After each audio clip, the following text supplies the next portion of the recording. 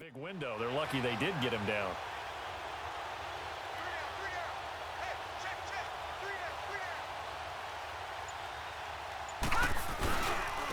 And they'll go ground game here with a tailback.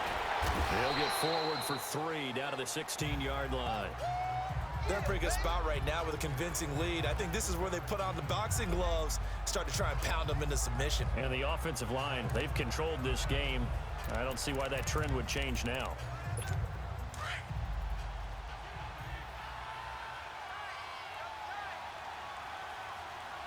Now let's go! Blue 90! Blue 90! And incomplete there. A nice hit. Jars the ball free and brings up 3rd down.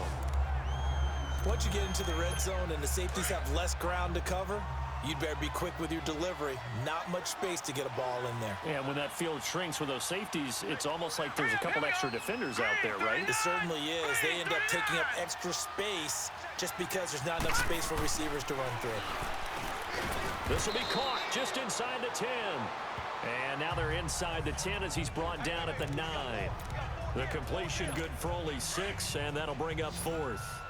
Whether you're playing West Coast offense or not, one of the maxims of the West Coast offense is you're either throwing a touchdown or a check down. In other words, look for the big shot, but be smart. I think they did exactly that on that play. They didn't get the first down, but they're taking care of the ball well. Yeah, and being rightly cautious with that lead here in the second half. Looks to me like maybe there's a little attrition setting in with this drive, because when you see that type of a run, I get the feeling the defense getting a little bit tired. And that's the last thing they need, especially when they look up at the scoreboard. Now let's go! 319! They'll try and run for it on 1st and goal. And the D not yielding much. Okay, I went for a dive, and Gentry just ignored me and juked. That was a TD before he decided to completely ignore my control, like my control. And fall in behind those guys into the end zone. Try to punch it across with Bush. And he's into the end zone. Touchdown, Steelers. A great effort there. His 5th touchdown now on the year. And the Steelers are going to add on to their lead. Sometimes a group that gets overlooked, certainly, the offensive line. Right there, they really helped with that score. Didn't they tell us in our meeting that when we score touchdowns running the ball, that means the offensive line actually scored first by moving people back beyond the end zone? We saw evidence of that on that play.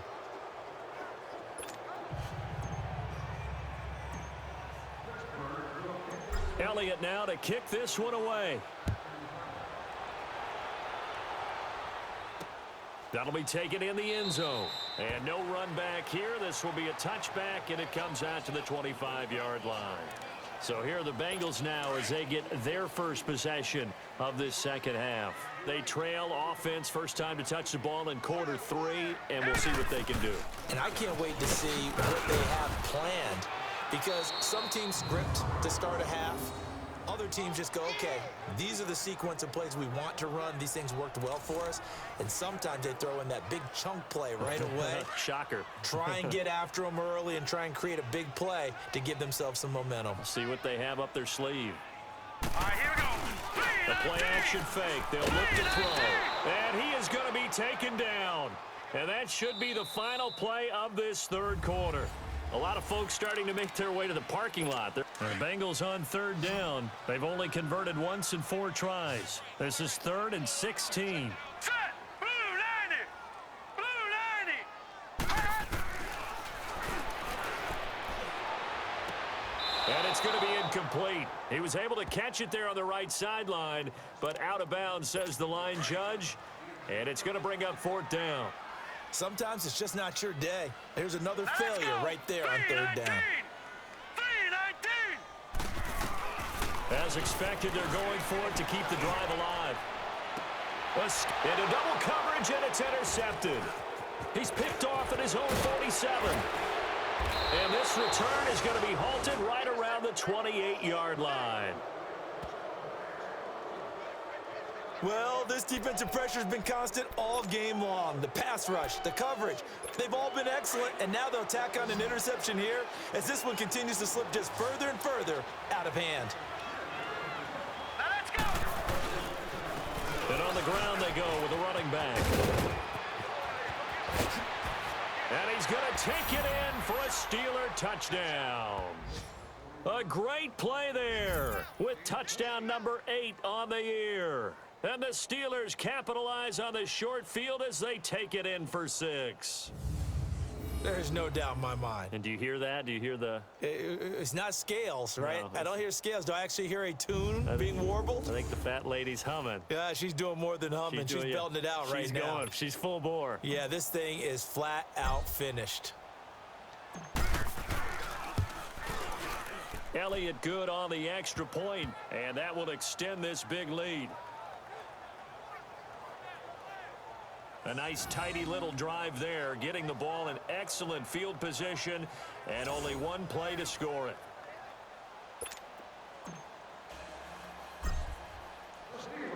Elliott now to kick this one away.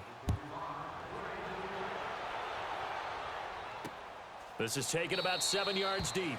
And no run back here. This will be a touchback, and it comes out to the 25-yard line. So now the Bengal offensive unit back out onto the field. And following the interception, just any interception, are you a little bit more cautious when you start that next drive, or no, you just throw that out the window? I think you are. I don't think that there's any way you can run back out there and go, totally didn't affect me. Let's just go ahead and be loose with the football again. You're going to take care of it, but you have to be careful about being too cautious because now you can't run any offense at all. Still want to attack. We'll see.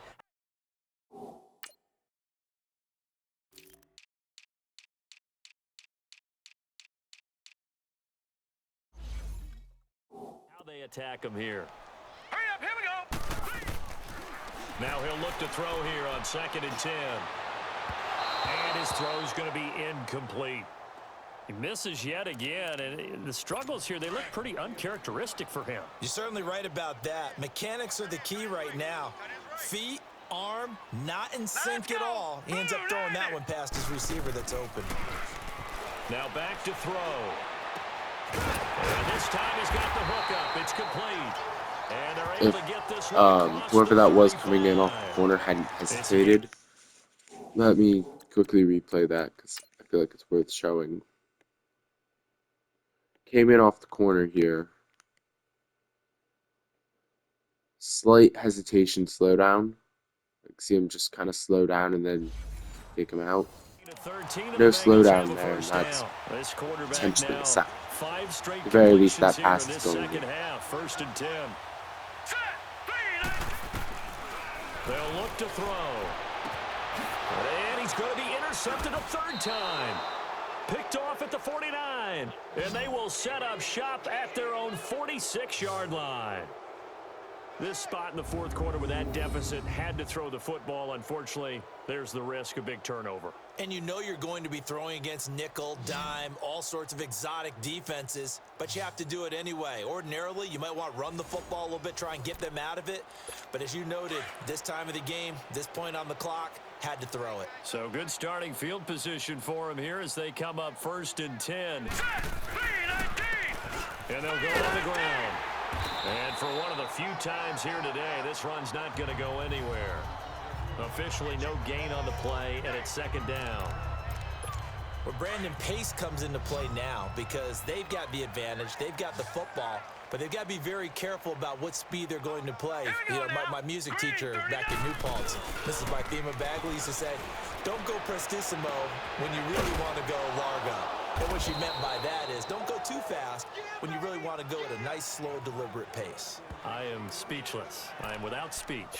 It'll be a gain of 17 at a Pittsburgh 1st. And a good quarterback facing zone coverage. If he has just a little bit of time to survey the scene, that's what's going to happen. No doubt about it. If there's no pressure, he's going to continue to pick them apart because he'll have all that time to find someone open downfield. You can only cover for so long. So maybe they want to go to a zone blitz scheme, get a little bit more pressure. Remember when Carolina did that against Denver? They lost the game ultimately, They dropped the defensive end out, and he ended up with an interception in that game in Super Bowl 50. Maybe some sort of scheme like that to try and get more pressure at the passer.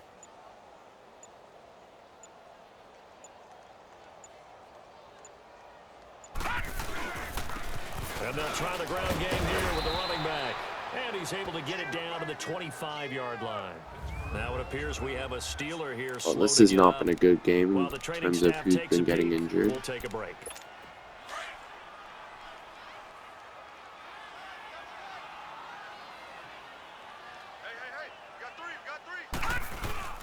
Now a play fake here on first down. He couldn't quite hold it. Got hit. Ball pops out. Incomplete. So he can't hang on, and as I watch that unfold, I remembered an expression that I've heard, maybe from you, I don't know, but you're going to get hit anyways, might as well hold on to the ball. Well, you know a coach said that, right? Yeah. Not an actual player. Not a chance at all. Way easier said than done. And they work this near the 5. He'll be stopped at the 6. That good for 19 and a first down. This game has been horrible in terms of injuries. Lost our starting running back, who, honestly, Russ Gentry has just been getting injury after injury after injury for the last 2 seasons.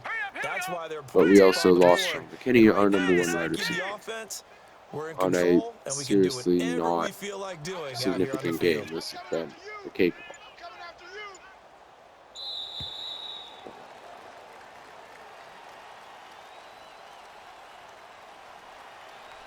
Delay of game, offense. And that'll set them back 5. Still first down.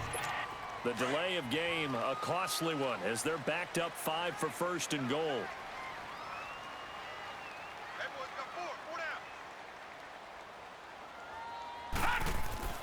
Back to throw. Time for a break.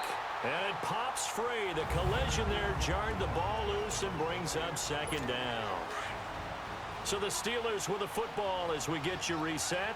They've got a second and goal now as they look to add a few more points here onto their total. That one looks like he'll throw here. And that is incomplete here. Now, the secondary's really struggled today, but that's a little bit of a measure of revenge, isn't it? And they just followed the basic rules. See ball, knock ball away, turned into a nice play. Now let's go. They'll look to throw on 3rd and goal.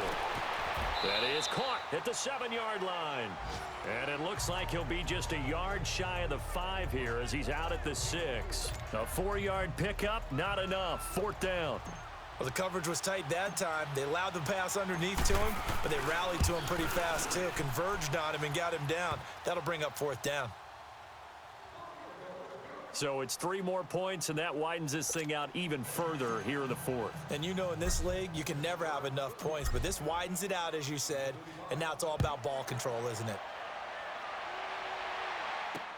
This is taken about 7 yards deep. And no run back here. This will be a touchback, and it comes out to the 25-yard line. Cincinnati now ready to take the field. They are just obviously getting shellacked here in this one, Charles. What's the message if you're a coach for this final drive in a lopsided game like this? For a lot of coaches, be honest. Don't forget today. Don't forget what has happened out here. Yeah, use that as ammo going forward. Take a great look at that scoreboard. Realize how poorly everything went for us today. Coaching, playing, the whole deal. And never forget it, because you're not going to want that feeling. No, you don't want that feeling again. And who knows? You may meet up with this team again. Nowhere to go here. He lost the football. And it looks like Steeler football. It is.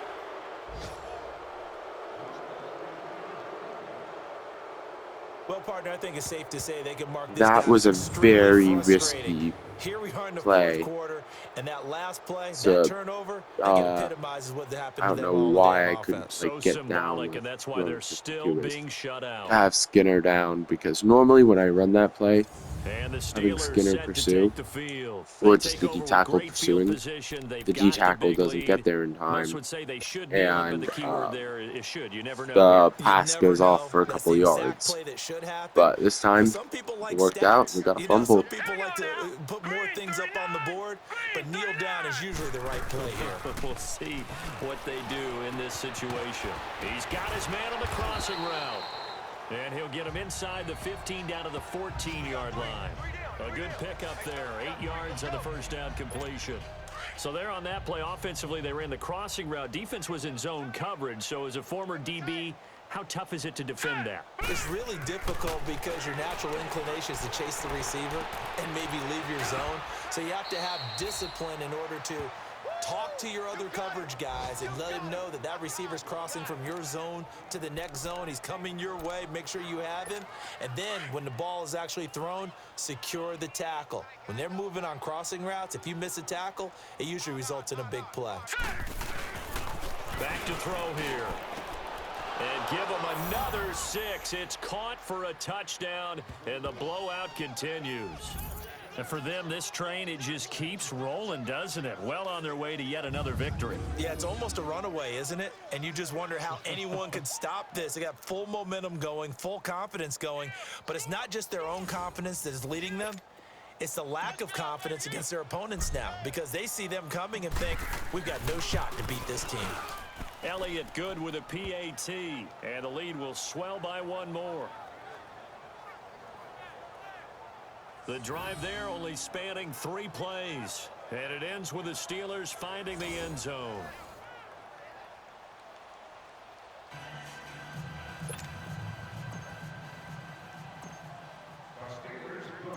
Elliott now to kick this one away. That's fielded in the end zone. And no run back here. This will be a touchback, and it comes out to the 25-yard line. And now here comes the Steelers defense once more. They are looking to preserve this shutout, so for them, a lot on the line. A lot on the line, a lot of pride that goes into that. Because let's face it, when you've had that kind of a day, you do not want any type of a fluke play to end it. You're going to win the game. That's not the issue.